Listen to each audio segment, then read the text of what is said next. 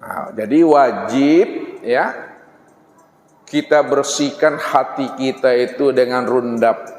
Tapi jangan rundap yang dibeli di Indomaret. Mati beko. Rundap yang dimaksud oleh Ustadz, rundap hati itu likulli syai'in sakalatun wa sakalatul qalbu zikrullah. Tiap-tiap sesuatu ada alat pembersihnya, pembersih hati itu tiada lain zikirlah kepada Allah. Jadi zikir itu benar-benar dipalukan ke dalam hati Bapak Ibu. Jangan bermain di lidah, bermain di tangan. Rajin pun Bapak Ibu berzikir.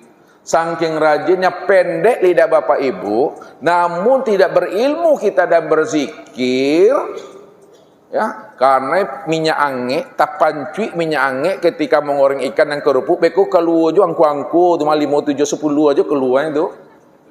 Bapak-bapak kalau berzikirnya tidak berilmu, keluar dari masjid ini karena ujung kaki ini yang kena batu, keluar juga nanti itu 5, 7, 10 keluarnya itu. Karena hati kita ini ibarat teko. Teko boleh tahu? Teko atau cerek, dia mengeluarkan isi yang ada di dalam nih. Anggap nih teko. Kalau di dalam teko ini isinya air putih, dituangkan ke dalam tetap keluarnya air putih. Kalau di dalam teko isinya kopi, dituangkan tetap keluarnya kopi. Itu maksudnya hati kita ini, ya, apabila telah diisi dengan kulima la ilaha illallah, la ilaha illallah, la ilaha illallah, Allah, Allah, Allah, Allah, Allah. Andai kata kita terjatuh, kita kena minyak panas, maka yang keluar la ilaha illallah, subhanallah, Allahu akbar. Dia mengeluarkan isi yang ada di dalam ini. Tapi kalau tak pernah hati itu dipalukan, tak pernah hati itu diunjamkan la ilaha illallah, la ilaha illallah, la ilaha illallah, kena minyak panas kita ayo 5, 7, 10. Itu tuh hati. Makanya yang zahir ini menunjukkan yang batin. Kenapa yang zahir ini menunjukkan yang batin? Ya, apabila Bapak Ibu, hati Bapak Ibu itu berbunga-bunga, anak sehat, menantu sukses, suami tak bermasalah, maka nampaklah wajahnya nih, wajahnya senyum Pepsodent. Nampak wajahnya senyum Pepsodent tuh. Itu menunjukkan hati itu sedang berbunga-bunga. Ya, senyum itu kami benar. Senang orang menengok ya. Tapi apabila hati ini bermasalah, anak bermasalah, menantu bermasalah, nampak wajahku bakarui manyun aja. Itu menunjukkan tuh yang zahir menunjukkan yang batin tuh. Mesti dipahami ini supaya kita benar-benar bisa memahami yang sebenarnya. Mungkin itu Bapak Ibu meniti ke dalam diri supaya kita bisa mengenal Tuhan. Yang kedua, membuka mata batin itu dengan cara berzikir supaya kita tahu siapa diri kita ini yang sebenarnya. Ketika diri kita ini sebenarnya adalah sebagai rahasia Allah, Allah lah sebenar-benarnya yang menjadi rahasia diri Bapak Ibu. Ketika itulah malu kita ini kalau sengaja berbuat dosa, padahal Allah senantiasa melihat dan menyaksikan kita. Contoh aja lah Bapak Ibu, jangan Allahnya dulu. Kita punya anak, ya, ayah bundanya duduk di situ di ruang tamu, ya. Lalu anak kita nelpon dia, kemudian ngomongnya tak bagus, tak apa-apa dibilangnya. Kalaulah hati anak itu hadir bahwa ayah bundanya ada di depannya, pasti tak berani dan ngomong kotor dan ngomong yang tak baik itu. Kenapa? Hatinya hadir bahwa dirinya sedang didengar dan dilihat serta disaksikan oleh ayah bundanya. Itu baru ayah bunda. Apalagi Allah, Robnya sekalian alam, Robnya ayah bunda, Robnya diri kita. Kalau udah hadir hati ini bersama Allah, Allazi yaraka hina taqumu wa taqallubaka fis sajidin, aku senantiasa melihat dan mendengar serta menyaksikan dirimu Di saat kamu ngomong, di saat kamu berbuat, di saat kamu berdiri rukun i'tidal, maka ketika itulah terjagalah lisan, terjaga pikiran, terjaga namanya rasa dan perasaan itu. Kita takkan pernah mau ada lintasan-lintasan yang tidak baik di dalam hati. Kenapa? Karena Allah ya'lamu ma fi qulubikum. Allah mengetahui yang tersurat dan yang tersirat di dalam rahasia hakikat diri kita. Inilah orang yang sudah bersama Allah itu dalam bahasa torikatnya. Jadi terbukanya mata hati, kesimpulannya adalah orang yang telah mengenal dan menyaksikan Allah di dalam kehidupan ini. Ya, penyaksian. Kalau penyaksian itu Bapak Ibu melihat atau tidak di situ? Melihat. Kalau ada penyaksian tapi tidak melihat, itu namanya syahadat palsu atau syahadat teori. Yang namanya syahadat menyaksikan. Asyhadu alla ilaha illallah. Aku bersaksi tidak ada ilah melainkan Allah. Kalau kita bersaksi tidak ada ilah, tak ada Tuhan melainkan Allah, apakah Allah yang kita saksikan itu kita sudah lihatnya atau belum? Kalau kita belum lihat, maka syahadat kita masih bohong kita. Itu yang pertama. Wa asyhadu anna Muhammad Rasulullah. Aku juga bersaksi bahwa Muhammad itu Rasulullah. Apakah Bapak Ibu sudah menyaksikan Muhammad itu? Kalau Bapak Ibu juga belum menyaksikan Muhammad, juga bohong. Muhammad yang mana yang mesti disaksikan di situ? Apakah Muhammad bin Abdullah, junjungan kita Nabi Muhammad sallallahu alaihi wasallam? Kalaulah di situ maksudnya Nabi Muhammad sallallahu alaihi wasallam, junjungan kita, apakah Bapak Ibu menyaksikan Muhammad itu padahal masa beliau dengan kita tuh udah jauh tuh, udah 400 tahun. Ini yang mesti dipahami. Kita kembalikan kepada makna tauhid yang sebenarnya yang Ustaz antarkan tadi. Ustaz mengawalinya dengan sebuah pertanyaan sama Bapak Ibu. Supaya nama yang kita sebut kita mesti mengenal akan wujud dan orangnya. Pertanyaan Ustaz, adakah yang wujud selain Allah? Ada atau tidak? Adakah alam dan sesuatu selain Allah? Adakah yang hidup selain Allah? Kalau tidak ada yang wujud selain Allah, tidak ada alam dan sesuatu selain Allah, tidak ada yang hidup, melihat, mendengar, berkata, mengetahui, berkuasa dan berkehendak selain Allah, lalu alam dan diri Bapak Ibu ini apa bagi Allah? Alam dan diri Bapak Ibu ini yang disebut dalam bahasa tauhid wujudullah, ainullah, ya, hakikatullah, wujud Allah, nyatanya Allah dan sebenar-benarnya Allah. Dalam bahasa tarikat disebut mir'atillah, cermin Allah, tempat memandang wujud nyatanya diri Allah. Dalam bahasa syariat disebut hamba Allah. Dalam bahasa ma'rifat tiada lain Allah, tiada lain Allah itu sebenarnya ya Allah tuh dah. Itu mesti pahami. Kenapa? Karena Allah yang wujud, Allah cuma yang ada semata-mata. Akan tetapi kesempurnaan wujud nyatanya Allah pada alam itu sempurnalah sebutannya pada insan yang sudah zahir pada diri Bapak Ibu yang bernama macam-macam namanya. Dengan demikian, kalau Allah cuma yang wujud, Allah cuma yang ada, siapa yang bersahadat di situ? Ini langsung aja di makrifat ya. Yang bersahadat di situ dalam pemahamannya Allah lah yang bersaksi menyaksikan akan dirinya sendiri. Kalau Allah yang bersaksi menyaksikan akan dirinya sendiri, maka makna asyhadu alla ilaha illallah, aku bersaksi atas diriku sendiri bahwa Allah itu adalah diriku. Wa asyhadu anna Muhammad Rasulullah, aku bersaksi atas diriku bahwa Muhammad itu wujud diri. diriku. Lebih dalam lagi, asyhadu alla ilaha illallah, aku bersaksi bahwa Allah itu aku.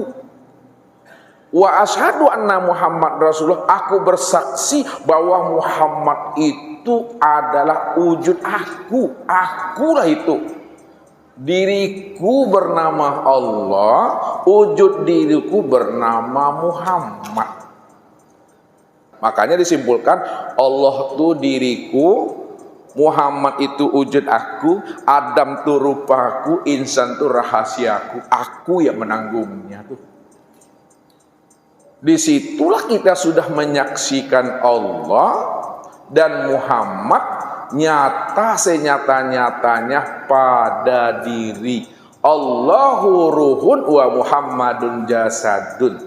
Allah itu batin nyata pada ruh, Muhammad itu zohir nyata pada tubuh. Sempurnalah sebutannya dengan insan.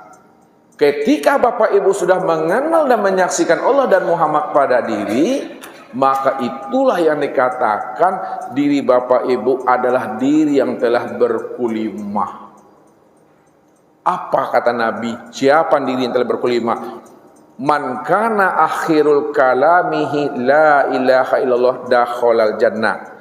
Barang siapa yang di akhir kalamnya la ilaha illallah, baginya surga. Bukan melapaskan maknanya di sana.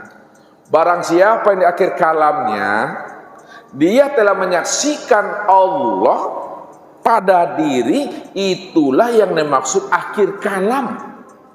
Walaupun dia pernah berbuat maksiat 70 tahun lamanya, mencurikah namanya, berzinahkah namanya, tapi di akhir kalamnya, di akhir kesudahan hidupnya, dia telah melihat, telah mengenal dan menyaksikan Allah itu sempurna pada dirinya. Itulah yang disebut akhir kalam. Atau menyaksikan. Maka ketika itu apa kata Ustadz? Bapak sudah lihat? Sudah Ustadz. Pergilah Bapak lagi ke Padang, pergilah umroh. Karena Allah yang Bapak jumpai di Pekanbaru sama dengan Allah yang dijumpai di Padang. Allah yang dijumpai di Padang sama dengan Allah yang dijumpai nanti di Makkah. Pergilah. Artinya apa?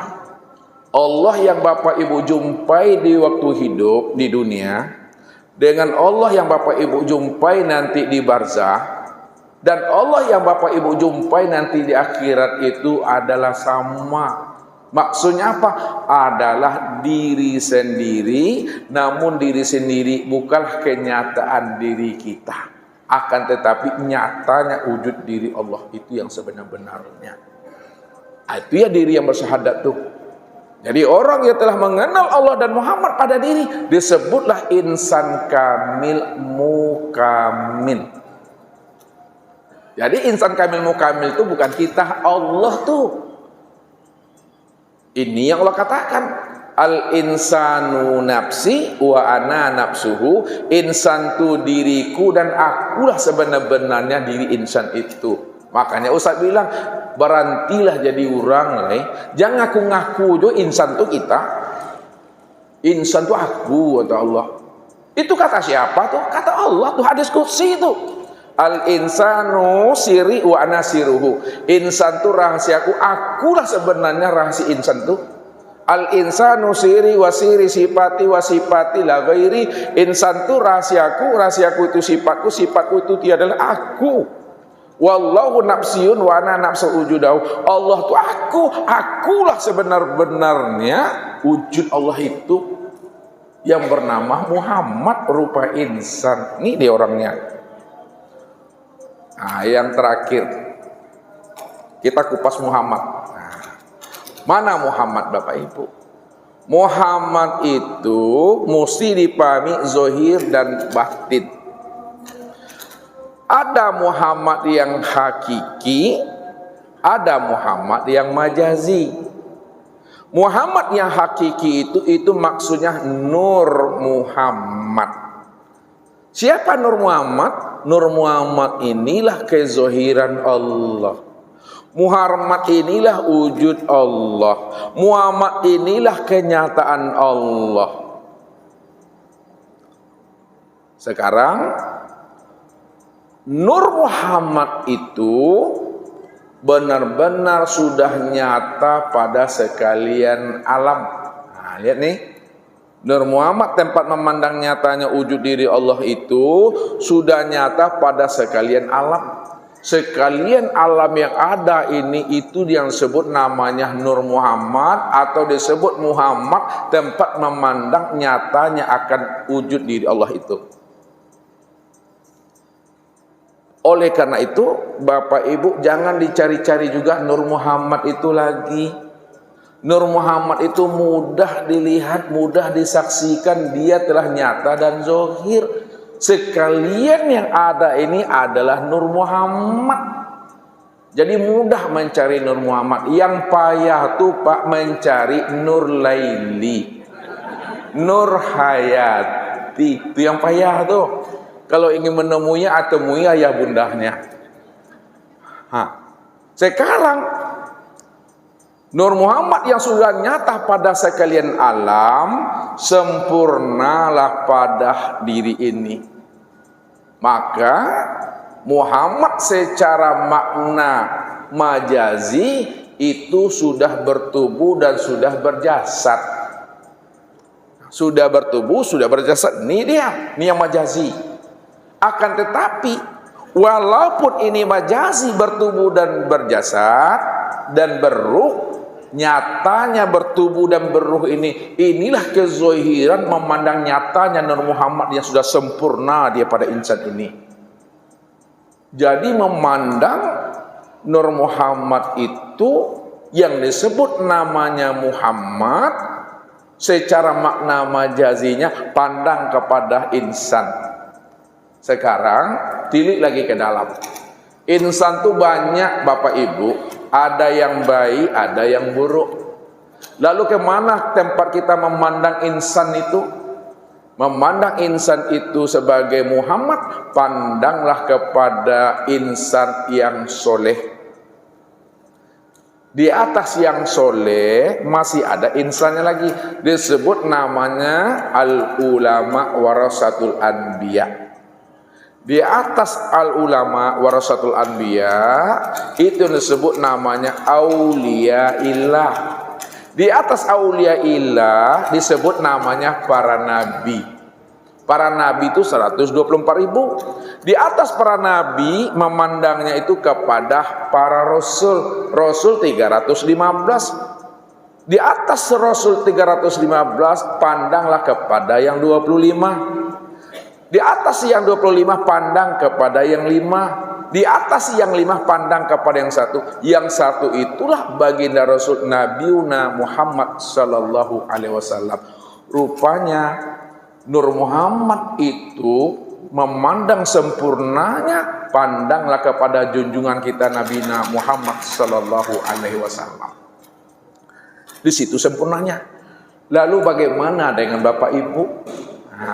Walaupun Bapak Ibu bukan Nabi, bukan Rasul, tidak mendapatkan mukjizat dan wahyu, namun diri kita adalah bahagian daripada Nur Muhammad itu juga. Ini yang saya contohkan tadi. Gelas ini kita lemparkan ke atas, lalu sampai ke bawah pecah, pecahnya sampai sama Bapak tuh. Walaupun pecahan gelas ini sampai sama Bapak pecahannya, namun yang pecahan yang ada pada diri Bapak Ibu juga bahagian daripada gelas ini. Walaupun kesempurnaan Nur Muhammad nyata pada diri baginda Rasul Nabi Muhammad SAW, namun kita ini juga bahagian daripada Nur Muhammad itu juga. Oleh karena itu, ketika Bapak Ibu berselawat, nah lihat, mesti memandangnya zohir dan batin. Memandangnya secara batin, pandang Nur Muhammad. Memandangnya sepada zohir, pandang kepada baginda Rasul, pandang kepada diri kita. Disitulah sempurnanya itu zohir dan batin. Ketika kita berselawat, memahami Nur Muhammad, maka terpandang langsung diri baginda Rasul sallallahu alaihi wasallam. Kenapa? Karena diri baginda Rasul adalah kesempurnaan memandang wujud nyatanya Nur Muhammad itu. Disitulah para ulama katakan bahwa Muhammad itu basyarun laisa kal basyar. Muhammad itu adalah manusia tapi bukanlah manusia biasa. Manusia tapi bukanlah manusia biasa. Karena beliau adalah uswatun hasanah, beliau nabi, beliau rasul, beliau mendapat petunjuk. Beliaulah penyempurna risalah dakwah dan rasul yang disampaikan oleh nabi-nabi dan rasul sebelumnya. Jadi kalau Bapak Ibu memahaminya secara makna hakiki, Bapak Ibu mestinya sudah menyaksikan Muhammad itu setiap harinya, sebagaimana Bapak Ibu menyaksikan Allah setiap harinya. Oh, kita berselawat hadir ruhani Nabi baginda Rasulullah SAW, bagus. Kalaupun tidak hadir misalnya, Bapak Ibu sudah menyaksikan Muhammad secara hakiki, itulah Nur Muhammad yang sudah nyata pada diri sendiri. Disitulah Nabi mengatakan, tuba man ro'ani wa amanabi, wa tuba liman ro'ah man ro'ani wa amanabi. Beruntunglah orang yang melihat aku lalu dia beriman kepada aku. Beruntung pula orang ya yang mana dia melihat orang yang melihat aku lalu dia beriman, selamatlah dia. Maksudnya apa? Beruntung orang yang melihat Nabi lalu dia tidak masuk neraka.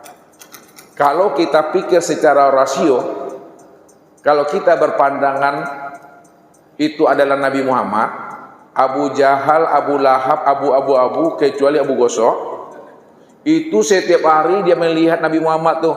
Tapi Abu Lahab neraka juga, tempatnya tabat yada abil habi watab tuh. Berarti yang dimaksudkan oleh beliau itu pandangannya adalah zahir dan batin. Memandang Nur Muhammad sebagai tempat nyatanya akan wujud diri Allah. Disitulah padamnya api neraka itu. Kenapa? Karena dari Nur Muhammad itulah terciptanya segala yang ada ini. Khalaqtuka li ajli wa khalaqal alam li ajlika. Aku jadikan Nur Muhammad tempat memandang diriku dan dijadikan sekalian yang ada itu daripada Nur Muhammad. Makanya wajib kita berselawat untuk Nur Muhammad, nyata pada diri, sempurna juga pada diri baginda Rasul Nabi Muhammad sallallahu alaihi wasallam. Jadi kalau mandi itu berselawatlah Bapak Ibu. Caranya gimana? Assalamu alayka ya Rasulullah sallallahu ala Muhammad. Allahumma sholli ala Muhammad wa ala ali Muhammad. Nurun ala nur wa huwa rabbul arsil azim. Pandang air, pandang ember, pandang baskom, pandang sabun, pandang gayung, pandang Pepsodent, pandang brosnya, pandang diri, kulit, daging, itu Nur Muhammad berselawat. Ini yang dikatakan nur ala nur. Yang masuk itu nur, yang menerima juga nur. Nah, diselawati. Kalau kita sudah memahami rahasia diri ini adalah Nur Muhammad, apa kata Rasul? Innallaha harrama alal ardi ayyakula ajasadal anbiya. Allah akan haramkan bumi ini untuk memakan jasadnya anbiya. Yang dikatakan anbiya itu adalah Nur Muhammad. Jadi siapa yang sudah mengenal dirinya bahwa dirinya ini asalnya Nur Muhammad, api, angin, air dan tanah. Asal tanah daripada air, asal air daripada angin, asal angin daripada api, asal api dari Nur Muhammad, maka Nur Muhammad lah ini, maka Allah akan haramkan bumi ini akan memakan diri kita. Dia tidak hancur, dia tidak membusuk, dia tidak akan menjadi belatung. Kenapa? Dari sekian banyak Nur Muhammad pada alam ini, segala yang wujud ini, kesempurnaan Nur Muhammad pada alam, api, angin dan tanah, sempurna sebutnya pada insan. Disitulah Allah katakan melalui Nabi, man khofa minallah khofahu kulla syai'. Barang siapa yang sudah benar-benar takut kepada Allah, dia sudah mengenal siapa dirinya dan siapa Tuhannya. maka seluruh alam ini menjadi rahmat buat dirinya. Nah, begitu. Tapi kalau kita duduk pada makom syariat, inna khalaqnakum min turab, aku ciptakan kamu dari para tanah, makanya mati akan menjadi tanah, jadi bangkai itu dah. Padahal ayat selalu dibaca inna lillahi wa inna ilaihi rajiun. Datang dari Allah kembali kepada Allah. Ini datang dari Allah kembalinya ke tanah. Tidak ke Allah kembalinya ke tanah. Kenapa? Karena dia bertahan pada makom tanah. Padahal pandang asal tanah itu asalnya adalah air. Air itu pandang asalnya adalah angin itu pandang asalnya api itu pandang asalnya A'yan Sabita itu pandang asalnya Nur Muhammad itu pandang asalnya pada Nur Allah itu pandang asal daripada zat itu pandang asalnya daripada kuni pandang asalnya bil kuni pandang asalnya pada kosong ketiadaan, hampa di dalam kehampaan. Itulah aku yang beraku-aku di dalam keakuan aku.